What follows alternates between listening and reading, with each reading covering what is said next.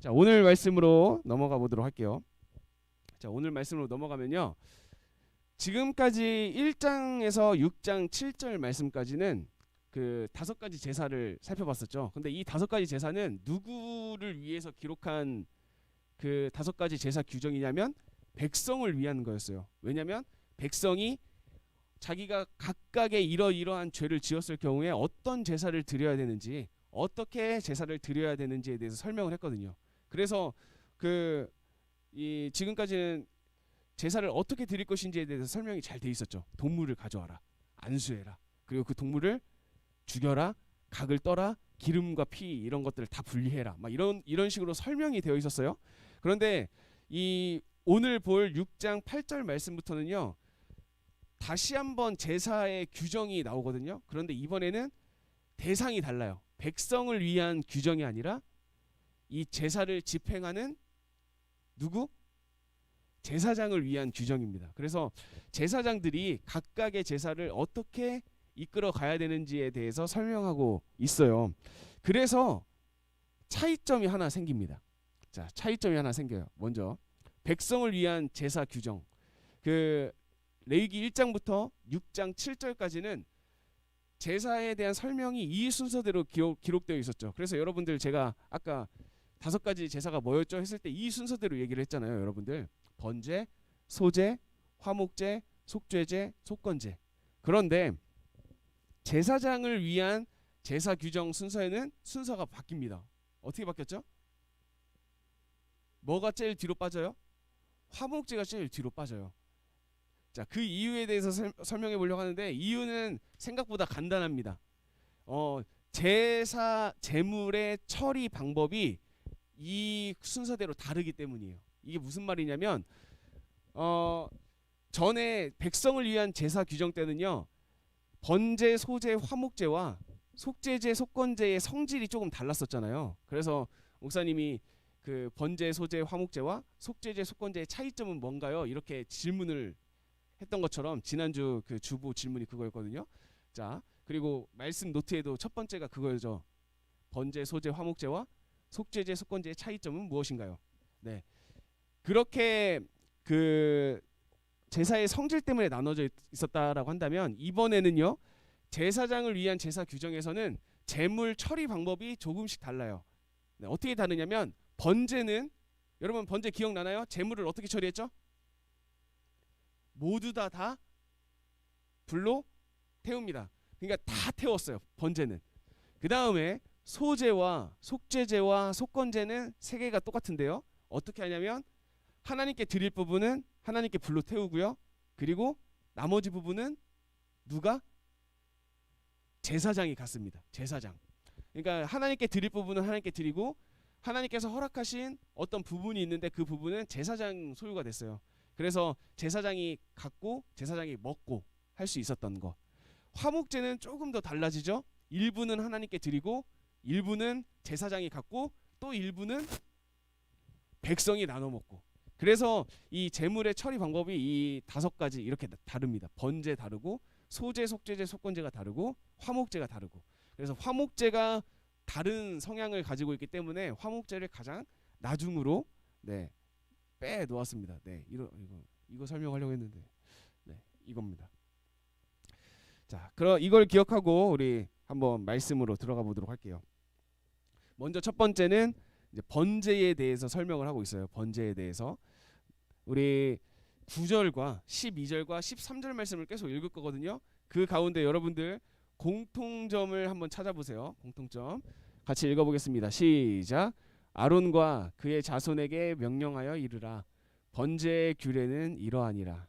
번제물은 아침까지 제단 위에 있는 석쇠 위에 두고 제단의 불이 게 할 것이요. 12절.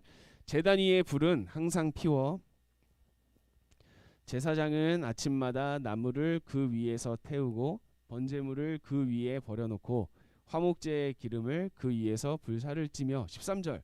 불은 끊임이 없이 제단 위에 피워 꺼지지 않게 할지니라. 자, 여러분 공통점을 찾았나요? 네, 번제에서 계속 강조하고 있는 게 뭐죠? 제단의 불을 끄지 말라. 꺼지지 않게 하라라는 게 제사장의 가장 처음으로 강조했던 규정이었어요. 제사장이 해야 될 여러 가지 일들이 있는데 그 중에서 가장 처음으로 강조하는 게 뭐냐면 제단의 불을 꺼트리지 말라, 꺼지지 않게 해라라는 겁니다. 자, 여러분, 우리가 지금은 이 말씀을 보면 백성과 제사장의 차이가 존재하죠. 백성은 있고 제사를 드릴 수 있는 제사장이 있고, 그래서 제사장의 역할이 따로 있고 백성의 역할이 따로 있었어요. 자, 그런데 지금 오늘날로 돌아오면 제사장의 역할과 백성의 역할이 구분될까요? 지금 오늘날 이 지금을 살아가고 있는 저와 여러분과 선생님들에게는 제사장의 역할과 백성의 역할이 구분이 될까요? 구분이 되지 않아요. 왜 그렇죠? 우리 모두는 제사장이기 때문이에요. 여러분, 이거를 놓치면 안 돼요. 네, 지금 이 레위기에는 백성의 역할과 제사장의 역할이 구분되어 있는데요. 우리는요, 누구에게 집중을 해야 되냐면 제사장에 집중을 해야 돼요. 왜냐하면 우리의 신분은 지금 제사장이거든요. 여러분, 이번에 기도회 때 담임 목사님께서 강조하셨던 게 몇 가지가 있었어요. 하나님이 어떤 분이신지 기억해라. 그리고 나라는 사람은 어떤 사람인지 기억해라. 그리고 나라는 사람은 어떤 목적을 가지고 있는지 기억해라. 네, 이런 식으로 담임 목사님께서 강조하셨거든요. 그런데 여기서 우리의 존재, 나라는 존재는 어떤 존재인가를 설명할 때 담임 목사님이 무엇을 설명했냐면 하나님께서 우리를 부르신 목적에 대해서 이야기한 장면에 대해서 이야기를 하거든요. 그러면 신명기에도 나오고, 그리고 그 신명기 말씀을 이제 신약에서 다른 사도들이 인용할 때도 사용해요. 너희는 왕 같은 제사장이요, 너희는 하나님의 소유이고 하나님의 선택된 백성이고 거룩한 나라고, 네, 이 모든 것들을 하나님께서 우리에게 준 우리의 이 신분이거든요. 그게 거기에서 거기에서 나온 게 뭐냐면 너희는 왕 같은 제사장이라는 거예요. 그래서 구약 시대에는 제사장이 따로 있어서 따로 역할을 감당했지만 지금은 우리 모두가 제사장이에요. 그러면 지금 오늘 우리가 살펴볼 6장 8절에서 7장의 내용은 제사장에게 하신 말씀이기도 하지만 지금 우리에게 하나님께서 하시는 말씀이라는 것을 여러분들이 기억을 해줬으면 좋겠어요. 자, 거기에서 가장 첫 번째, 불을 꺼트리지 마라. 제단의 불을 꺼지게 하지 말라라고 이야기를 하는데요. 제단은 무엇을 상징하는지에 대해서 좀 우리가 생각을 해볼 필요가 있어요. 제단. 그래서 먼저 이 6장 14절로 한번 가볼게요. 6장 14절 38페이지. 네, 그 다음이요. 네, 여기에 보면요, 소재의 규례는 이러하니라. 아론의 자손은 그것을 제단 앞 여호와 앞에 들이되라고 말하고 있어요. 여러분, 제단 앞인데 그 제단 앞이 곧 뭐래요? 여호와 앞이래요. 그러면 지금 무엇을 동급으로 놓고 있는 거죠? 제단 앞과 여호와 앞을 동급으로 놓고 있는 거예요. 그러니까 제단은 제단 앞에 섰다라는 것은 하나님 앞에 섰다라는 것을 의미를 해요. 그리고 그 제단의 불을 꺼트리지 말라라는 것. 그러면 그 여호와 앞에서 제단의 불, 하나님의 불, 성령을 의미하거든요. 성령. 그러면 그 성령을 어떻게 하지 말라는 거예요? 네, 소멸하게 하지 말라라고 이야기를 하는 거죠. 자, 오늘날 제사장으로 살아가고 있는 우리에게 주는 첫 번째 메시지예요. 첫 번째 메시지. 그것은 뭐죠? 우리 안에 성령을 놓치지 말라. 우리 안에 계신 성령을 잃어버리지 말라라는 겁니다. 항상 성령과 늘 동행하고 함께하고 있어야 돼요. 제단의 불을 꺼지지 않게 했던 것처럼. 그러면 어떻게 하면 우리 안에 성령을 계속 유지하고 지키고 가지고 있을까? 간직할 수 있을까? 어떻게 하면 간직할 수 있을까요, 여러분? 우리 안에 있는 성령님을. 네? 그러면 질문을 바꿔볼게요. 우리는 언제 성령이 내 마음 가운데 들어오실까요?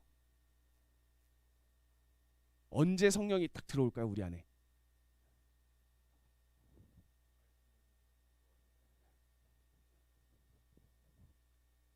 말씀을 보며 기도할 때 성령을 받았기 때문에 할 수 있는 일입니다. 어느 순간입니다. 어느 순간. 뭐라고요? 항상 여러분 고린도전서 말씀을 보면 성령은요 모든 사람, 그러니까 하나님을 믿는 사람, 하나님을 믿지 않는 사람 모두에게 항상 있어요. 성령은. 그렇지만 그 성령이 내주, 그러니까 우리 마음 가운데 딱 들어오는 것은요 어떤 순간이 필요해요. 예수 그리스도를 나의 주로 영접하는, 믿는 그 순간이에요. 내가 예수 그리스도를 믿는 그 순간 항상 사람들 주변에는 성령이 항상 있는데 단지 그 성령을 내가 인지하지를 못하는 것이지만 예수 그리스도를 주로 고백하는 것, 물론 이 사건 역시도 성령의 역사 때문에 할 수 있는 사건이에요. 근데 그 주로 고백하는 순간 성령 하나님께서 우리의 마음 가운데 내주하신다라고 고린도전서가 이야기하고 있거든요. 그러면 그 내주하신 성령님을 우리가 쫓아내지 않고 계속 우리 안에 있게 할 수 있는 방법은 뭐겠어요? 우리가 예수 그리스도를 주로 고백한 그것을 계속 기억하는 거예요.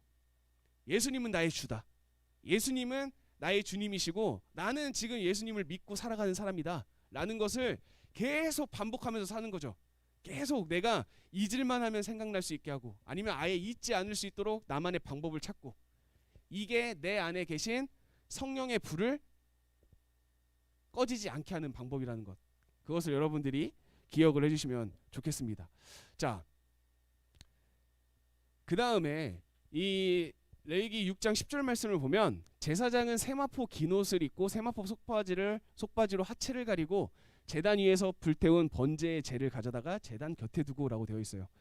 자, 제사장이 이제 제단에 올라가려면 이제 제단이 이렇게 계단 형식으로 되어 있어요. 그러면 그 제단을 관리하거나 청소하거나 할 때 그 계단을 밟고 올라가겠죠.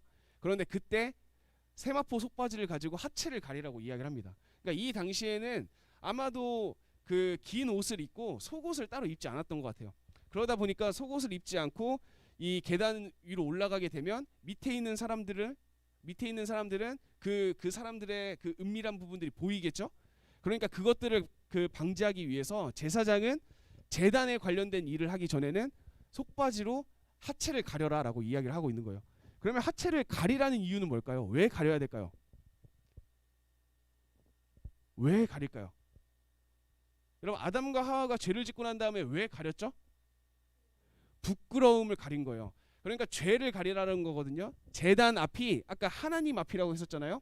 그래서 그 제단 앞에 하나님 앞에서는요 우리의 부끄러움을 최대한 가려야 된다라는 것을 지금 이야기를 하고 있어요. 우리의 부끄러움, 죄를 최대한 하나님 앞에서 가려라 라는 것. 그러면 여러분, 지금 우리는 어떻게 하면 우리의 부끄러움, 우리의 죄를 가릴 수 있을까요?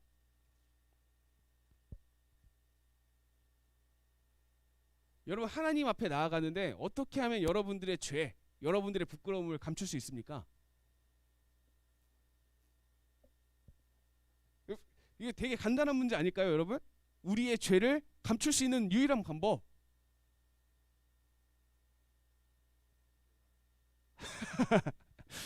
우리의 죄를 감출 수 있는 유일한 방법. 우리의 죄를 감당하실 수 있는 그 분 있잖아요. 예수님을 우리는 의지해서 나아가는 거죠. 예수를 의지해서 나아가는 겁니다. 네. 그러니까 우리는 하나님 앞에 나올 때 우리가 해야 될 것은 뭐냐면 세마포 속바지 사야 되나? 이게 아니죠. 우리가 해야 될 건 뭐예요? 예수님을 의지해서 가는 거죠. 예수님을 의지해서 갑니다. 예수님, 하나님 앞에 있는 내 부끄러움, 내 죄를 가려주십시오 라고 하면서 나아가는 겁니다. 그 모든 것들을 해야 되는 이유가 뭐냐면 제단은 곧 하나님 앞이기 때문에, 제단 앞은 하나님 앞이기 때문에 라는 것을 여러분들이 생각해 주시면 좋겠어요. 자, 그 다음 이제 소제로 가보려고 하는데요. 소제로 가면 여기서 이제 이런 단어가 나와요. 속죄제와 속건제 같이 지극히 거룩한즉이라고 얘기를 해요. 제물에 대해서 이렇게 표현을 하고 있는 거예요. 이 제물은 지극히 거룩한 제물이다라고 표현을 하면서 그 다음에는 뭐라고 되어 있죠? 아론 자손의 남자는 모두 이를 어떻게 한다고요? 먹을 것이다. 자, 재물에 대한 평가를 합니다. 이 재물은 지극히 거룩한 재물이야. 그렇기 때문에 이 재물은 누구만 먹을 수 있다라는 거예요? 아론의 자손. 그러면 곧 제사장들입니다. 제사장들. 그러니까 제사장들만 지극히 거룩한 재물을 먹을 수 있는 거예요. 그런 다음에 화제가 아니라 화목제로 가면요, 이 재물에 대한 평가가 달라져요. 지극히 거룩한 즉에서 지극히가 빠져요. 그러면 거룩한 재물이 되죠. 거룩한 재물은 제사장도 먹을 수 있고 더불어 누구도 먹을 수 있어요? 백성들도 먹을 수 있어요. 그럼 여러분 잘 생각해 보면 가축들 중에 하나님께서 부정하다라고 이야기했던 가축들이 있죠. 그 부정한 가축들은 그 누구도 먹지 못해요. 그러면 이해되죠, 여러분? 번제는 오로지 다 하나님께 드리는 제물이고요. 지극히 거룩한 것은 제사장들이 먹고요. 거룩한 것은 제사장도 먹고 백성들도 먹는다. 그리고 부정한 것은 누구도 먹으면 안 된다라는 것. 네, 이거를 생각해 주시고, 자, 6장 20절로 가면 여기에는 이제 아론과 그의 자손이 기름 부음을 받는 날에라고 되어 있어요. 그러면 어떤 날일까요? 아론과 그의 자손이 기름 부음을 받는 날. 누가 즉위하는 거죠? 아론과 그의 자손이면 제사장입니다. 제사장을 이제 세우는 날이에요. 제사장을 세우는 날에 이때도 제사를 드리거든요. 제사를 드려요. 제물을 드려요. 그런데 이 소제는 아론의 자손 중 기름 부음을 받고 그를 이어 제사장 된 자가 드릴 것이요 영원한 규례로 여호와께 온전히 불사를 것이니. 자, 여러분, 처음에 목사님이랑 봤을 때 소제는 하나님께 일부 드리고 일부는 어떻게 한다고 했었죠? 제사장이 먹는다고 했었죠. 그런데 지금 소제인데 어떻게 한대요? 여호와께 온전히 불사른대요. 왜 그럴까요? 왜 그럴까요? 지금 이 소제가 누가 드리는 소제인지가 중요합니다. 제사장이 뭐 할 때? 즉위할 때. 그러니까 이거는 누구를 위한 제사예요? 제사장을 위한 제사예요. 제사장을 위한 제사이기 때문에 제사장에게 분깃이 갈 필요가 없다라고 의미를 하는 겁니다. 이 수고는 제사장 자신을 위한 수고이기 때문에 하나님께서 이 예물은 다 나를 위해 보내라라고 얘기를 하고 있는 겁니다. 자, 이거는 설명한 거고요. 자, 제사장인 남자들은 모두 그것을 먹을지니 그것은 지극히 거룩하니라라고 되어 있죠. 자, 지금 이제 속죄 제물의 처리입니다. 그런데 그러니까 속죄 제물도 일부는 하나님께 드리고 나머지는 지극히 거룩한 예물이기 때문에 누구만 먹을 수 있다라는 거죠? 제사장만 먹을 수 있어요. 그런데 여기서 또 조건이 하나 나와요. 그러나 피를 가지고 회막에 들어가 성소에서 속죄하게 한 속죄제 제물의 고기는 먹지 못할지니 그것은 불사를지라. 자, 여러분, 여기에서 목사님이 여러분들에게 퀴즈 하나를 내볼게요. 네. 여러분들이 이걸 맞추면 되게 목사님한테는 감격이 찾아올 것 같아요. 네, 한번 여러분들을 테스트 해보겠습니다. 여러분, 여기 보면 피를 가지고 회막 안에 들어가서 성소에서 속죄하게 한 속죄제 제물의 고기는 먹지 못한대요. 여러분, 지난주에 목사님이 속죄제를 설명을 할 때 속죄제는 사람에 따라서 제사를 설명하고 있다라고 했어요. 이 사람의 지위, 이 사람의 위치가 어느 정도인지. 그래서 그거에 따라서 제물도 달라지고 피를 뿌리고 바르는 형식도 달라진다고 이야기를 했었거든요. 그러면 지금 이 부분은 어떤 부분이냐면 회막, 그러니까 성막 안으로 들어가서 그 성막 안에 있는 성소에 속죄를 한대요. 거기에 피를 바르고 피를 뿌리는 행동을 했대요. 그러면 이것은 누구를 위한 속죄제였을까요? 기억나나요, 여러분? 두 그룹이 있었습니다. 두 그룹. 정확히 말씀하셔야 돼요. 제사장에서도 대제사장이고요. 회중에서도 온 회중이에요. 네. 그냥 일반 회중이면 일반 평민이 드리는 제사를 드렸을 거고, 온 회중, 그러니까 모든 사람이 잘못했을 때 드리는 제사는 대제사장의 제사와 똑같다. 그러니까 여러분, 지금 이 말씀은 뭐죠? 모든 속죄제를 드릴 때 제물을 하나님께 드리고 나머지는 제사장이 먹을 수 있지만 그 속죄제 중에서 대제사장을 위한 속죄제와 온 회중을 위한 속죄제를 드릴 때 그 고기는 먹지 못한다. 그거는 다 불태워라라고 이야기를 하고 있어요. 그러면 여기에서 우리는 그 대제사장과 온 회중이 드린 온 회중을 위한 속죄제, 거기에 굉장한 의미가 담겨 있다라는 걸 우리는 느낄 수가 있죠. 다른 것은 하나님께서 지극히 거룩한 제물이었잖아요. 지극히 거룩한 제물. 그런데 그 지극히 거룩한 제물은 제사장이 먹을 수 있었는데 대제사장이 죄를 지은 것과 온 회중이 죄를 지었을 때는 그 제물을 먹지 못했다라는 것은 그 제물은 지극히 거룩한 것보다 더 어떻다라는 거죠? 지극히 거룩한 것보다 더 거룩한 거죠. 대제사장의 죄와 온 회중의 죄는 이 지극히 거룩하다라는 것으로도 표현할 수 없는 거룩함을 가지고 있기 때문에 태우라는 거예요. 그러면 온 회중, 지금으로 하면 우리 모두죠. 우리 모두의 죄를 씻기 위해서 누가 오셨죠? 예수님께서 오셨어요. 예수님은 정말 지극히 거룩한 것을 뛰어넘는 지극히 거룩한 제물이죠. 그런데 하나님께서는 지금 오늘날 그 예수님을 우리가 어떻게 하게끔 하셨나요? 우리는 그 예수님을 어떻게 하죠? 성찬을 통해서 먹고 마시거든요. 그러니까 지금 하나님께서는요, 이 여기에서에 나와 있는 그 하나님의 그 제사에 담겨 있는 거룩함을 뛰어넘은 그 어마어마한 거룩함을 가지고 있는 예수 그리스도, 그 어린 양을 우리에게 이제 허락한 거죠. 그러면 이제 그 지극히 거룩하다라고도 표현할 수 없는 그 거룩한 제물을 우리는 먹었어요. 그러면 우리는 어떤 존재라는 거죠? 우리는 그 지극히 거룩함을 뛰어넘은 거룩한 존재가 되었다라는 거예요. 여러분 이해가 되세요? 자, 지금 아까 제물에서 지극히 거룩하다라고 표현하면 그 제물을 누가 먹었다고요? 제사장이 먹었죠. 제사장이 먹은 이유는 뭐냐면 백성들보다 제사장이 좀 더 거룩하고 정결한 존재이기 때문이었어요. 그런데 대제사장과 온 회중을 위한 속죄 제물은 먹지 못했어요. 지극히 거룩한 제사장들도. 그런데 지금 우리는 어떻다고요? 그 제물을, 우리를 위해서 죽으신 예수 그리스도라는 제물을 먹었죠. 그러면 우리는 이 당시의 제사장들보다 더 어떤 존재라는 거예요? 더 거룩하다라고 여김을 받은 존재라는 거죠. 이것은 하나님께서 우리를 향한 굉장한 은혜가 담겨 있다라는 거예요. 예수님을 통해서 우리에게 주신 것. 우리는 정말 연약하고 아무것도 아닌 존재고 매 순간순간 넘어지는 존재임에도 불구하고 하나님께서는 우리를 어떻다라고 표현해 주시는 거예요? 너네는 거룩해. 진짜 거룩해. 왜 그런 줄 알아? 예수님 때문이야. 예수 때문이야. 그 예수의 보혈 때문에 너희들은 이 예수 그리스도라는 그 육체를 먹을 수 있을 정도의 거룩함을 가지게 된 사람들이야 라고 이야기를 하고 있다는 것. 이걸 여러분들이 생각을 해주시면 좋겠습니다.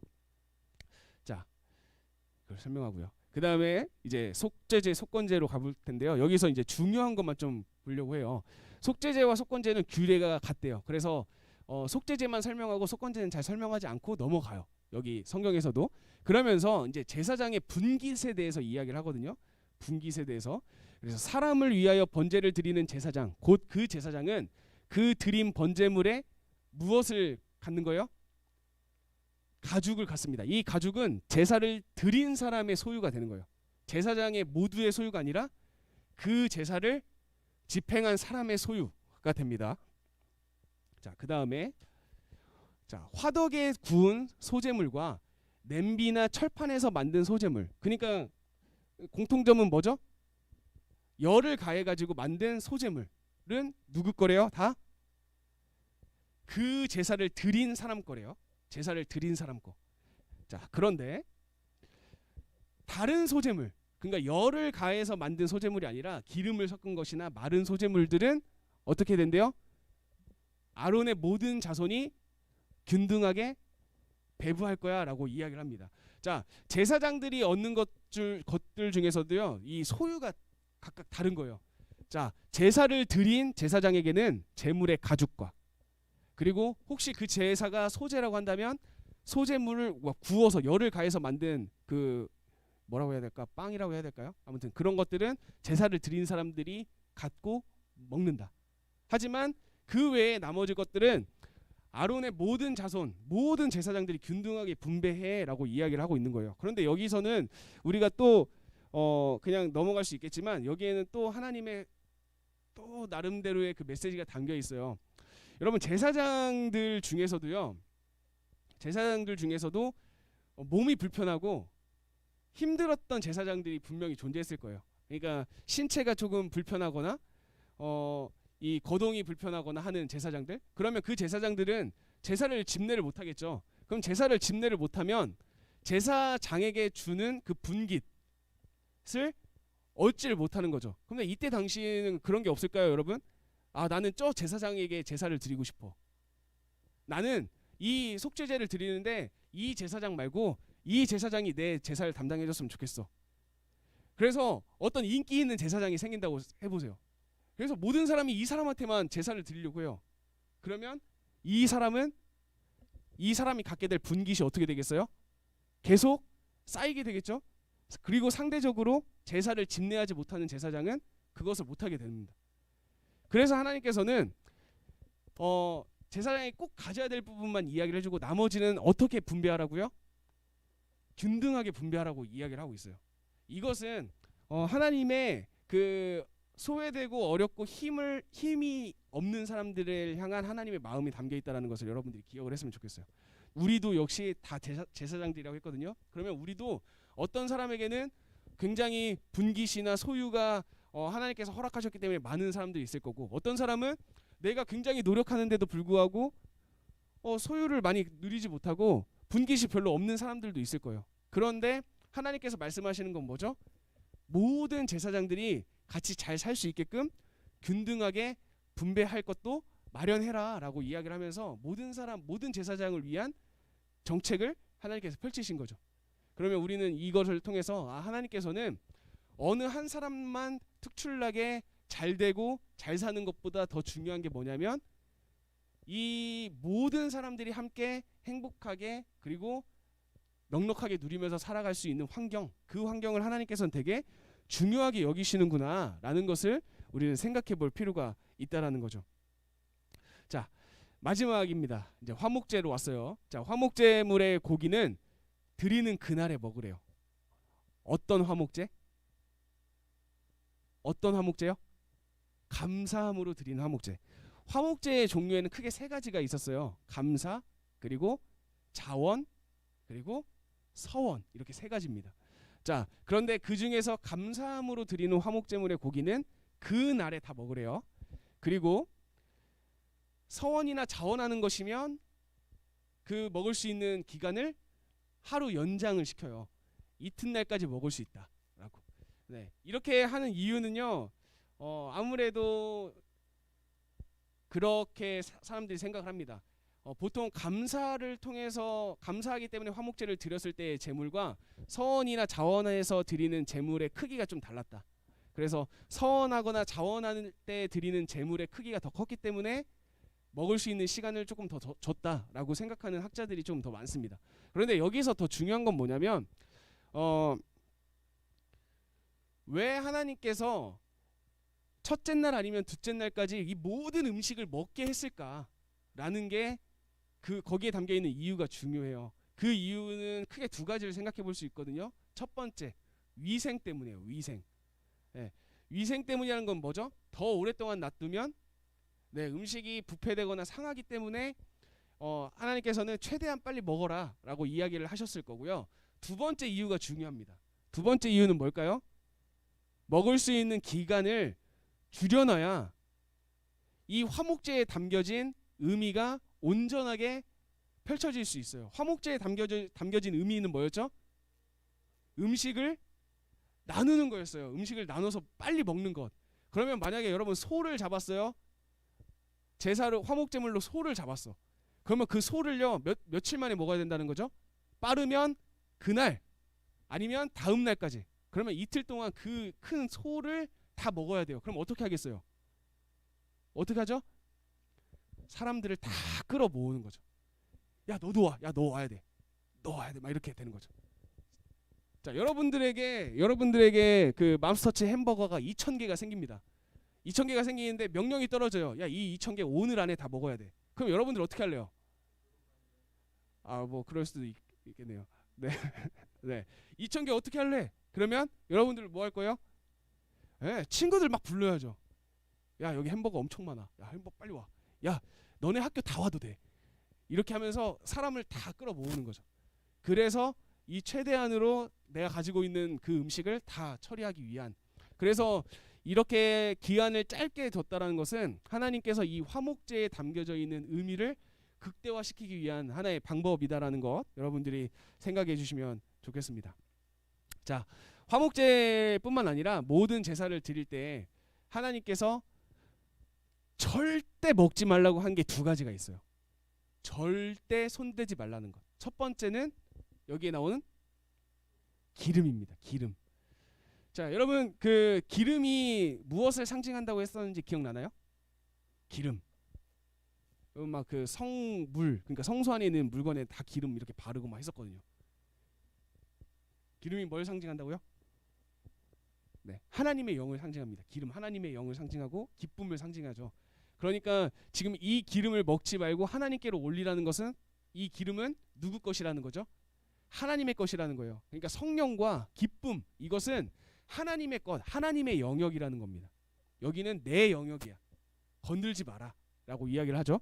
그리고 난 다음에 다음에 나오는 게 피입니다. 피. 아이고. 네. 피를 먹지 말라. 피는 무엇을 상징? 피는 무엇을 상징하죠?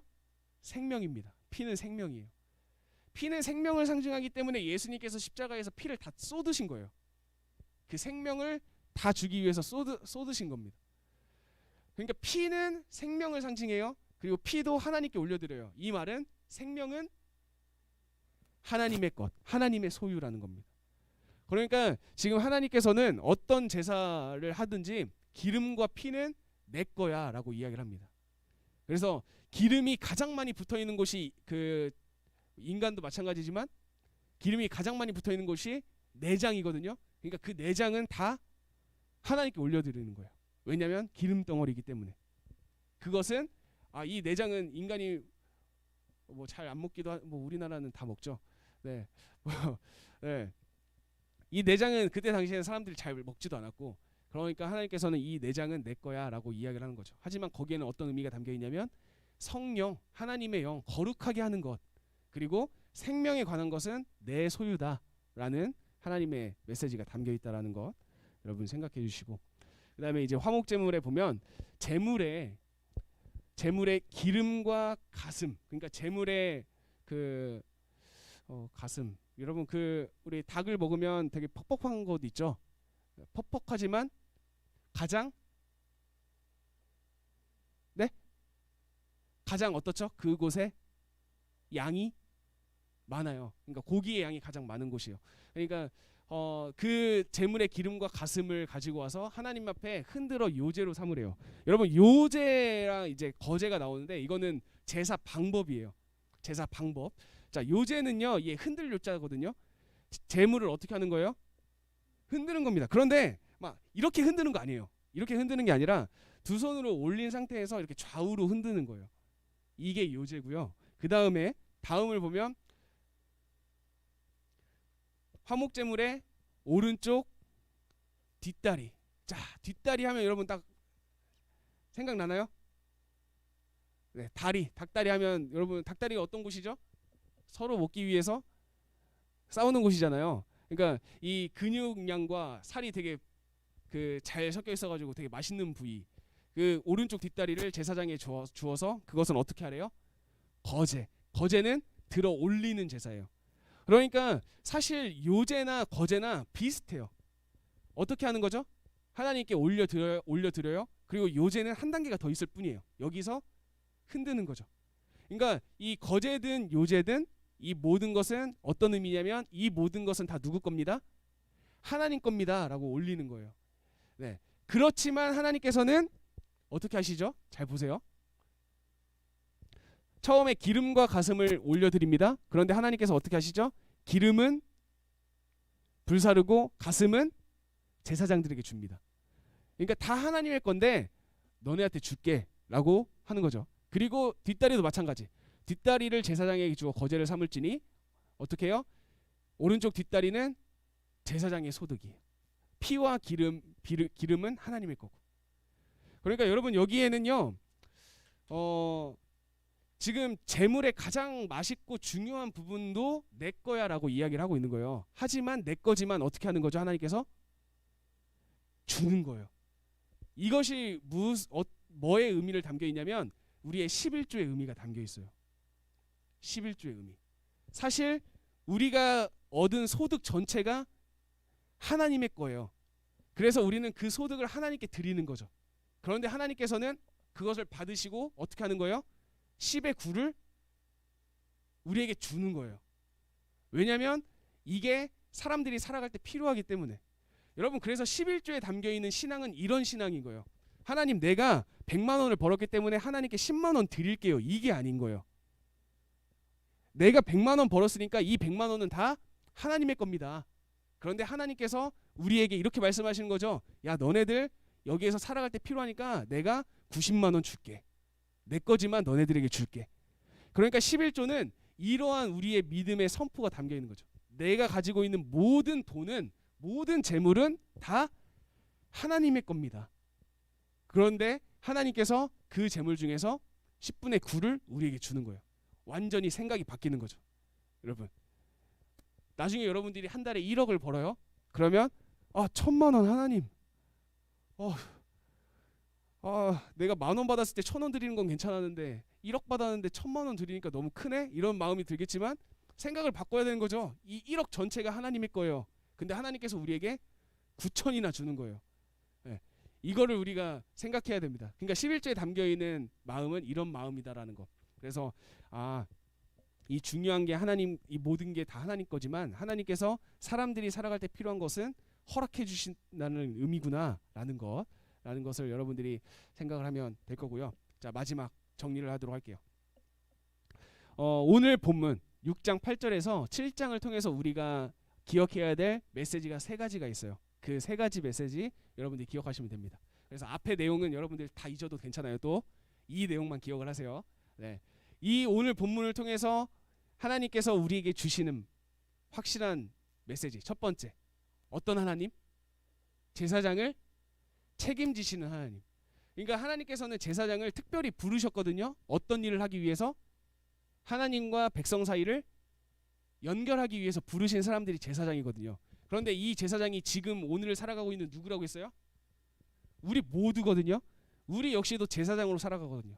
그런데 하나님께서는 이 제사장의 역할을 맡기기 위해서 부르신 사람들을 어떻게 해서든 책임지신다라는 게 이 오늘 우리 본문 가운데 들어있다라는 거. 그래서 하나님께서는 그 제사장들 사이에서 빈부격차가 발생하지 않도록 하나님께서 막 그 정책을 펼치시는 모습, 그리고 레위 지파를 위해서 모든 지파들의 분깃을 걷어 레위 지파를 살려서 운영하시는 그런 하나님의 모습들, 이런 것들을 통해서 봤을 때 하나님께서 선택하신 사람들을 끝까지 책임지시는 분이구나라는 것을 우리는 알 수 있다. 그러니까 저와 여러분들의 삶을 누가 책임져 주셔요? 하나님께서 끝까지 책임져 주실 겁니다. 그러니까 그것을 여러분들이 믿으며 나아가시길 간절히 축복합니다. 자, 두 번째, 그 하나님의 말씀에 철저하게 순종하는 사람이 있는데 그 사람이 누구라고요? 제사장. 네, 예지 가야 되나요? 네. 제사장. 네, 제사장은 하나님의 말씀에 그대로 순종해서 살아갔던 사람이라는 것. 그래서 이것은 하나님께서 부르신 사람, 우리들 제사장이라면 우리는 뭘 해야 된다? 하나님의 말씀 가운데 철저하게 순종해야 된다. 그래서 그 순종이 있어야만 하나님께서 우리를 부르신 목적, 그러니까 백성들과 하나님 사이를 연결했던 것, 우리와 하나님을 알지 못하는 사람들을 연결하는 역할을 우리가 감당할 수 있다라는 것을 여러분들이 생각해 주시면 됩니다. 그리고 마지막으로 제사의 준비가 되게 엄격했죠, 여러분. 제사 드리는 과정도 엄격했고 그 가운데 제물은 어떻게 처리해야 되는지, 그리고 그 중에서 하나님께 절을 꼭 드려야 되는 것, 우리 인간이 취해서는 안 되는 것은 무엇인지, 이러한 것들이 제사 안에 다 담겨 있었거든요. 그러면 오늘날 제사는 우리가 예배라고 하잖아요. 그 예배 가운데서도 우리가 어쩌면 엄격함과 그리고 엄중함을 가질 필요가 있겠다라는 것. 왜냐하면 제사는 하나님께서 우리의 연약함을 감추기 위해서, 우리의 연약함을 덮어주기 위해서 준비하신 하나의 예식인데, 그 예식을 우리가 너무 편하게만 감당해도 안 되겠다라는 것을 여러분들이 기억을 해주시면 좋을 것 같아요. 그래서 오늘 본문을 통해서 여러분들이 기억해야 될 것은 이 세 가지. 하나님께서는 우리를 끝까지 책임지시는구나. 우리는 그 하나님의 말씀 가운데 철저하게 순종해야 하나님의 부르심의 그 목적을 감당할 수 있겠구나. 그리고 예배는 굉장히 중요하고 하나님 앞에 거룩하게 드려야 되는 거구나 라는 것을 여러분들이 생각해 주시면 되겠습니다. 그래서 오늘 7장까지 이렇게 살펴보았고요. 여러분들이 어떠한 삶을 살아가고 어떻게 살아가든지 간에 그 가운데서 하나님께서 여러분들의 삶을 책임져 주시고 하나님께서 이끌어 주실 것을 여러분들이 확신하면서 살아가기를 간절히 축복합니다. 그리고 여러분들 기억나죠? 여러분들은 지극히 거룩한 제사장보다 더 거룩한 존재라는 것. 그러니까 하나님께서 우리를 예수 그리스도의 보혈을 통해서 그런 말로 표현할 수 없는 너무나도 지극히 거룩한 존재로 만드셨다라는 것을 여러분들이 생각하며 그것을 감사하며 살아가는 저와 여러분이 되시길 간절히 축복합니다. 기도하겠습니다.